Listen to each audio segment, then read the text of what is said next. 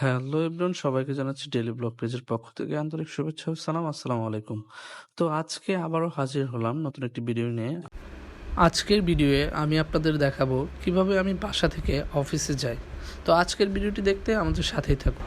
তো হচ্ছে এই রাস্তা দিয়ে হেঁটেই আমি আমার ফ্যাক্টরিতে যাই। কাছেই একদম, বাসা থেকে একদম কাছেই বলা চলে, 2 থেকে 3 মিনিট লাগে। ঘুম থেকে উঠে প্রতিদিন সকালে আমি এই রাস্তাটি দিয়েই অফিসে যাই, আর অফিসে যাওয়ার পথে প্রতিদিনই আমি ডান পাশের এই মাদ্রাসাটিকে দেখতে পাই। মূলত এখন যে গেটটি আপনারা দেখতে পাচ্ছেন, এটা হচ্ছে ফ্যাক্টরির মেইন গেট।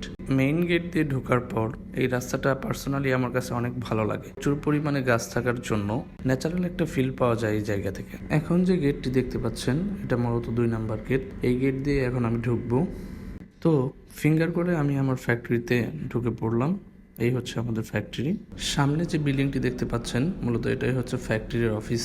এখানে আমি বসি। চলুন এখন অফিস বিল্ডিং এর ভিতরে যাওয়া যাক। অফিস বিল্ডিং এ ঢুকতেই ডান পাশে আপনারা যে কর্নারটি দেখতে পাচ্ছেন, মূলত এটি ডেলিভারি সেকশন। তো ফাইনালি আমরা আমাদের অফিসের ভিতরে চলে আসলাম।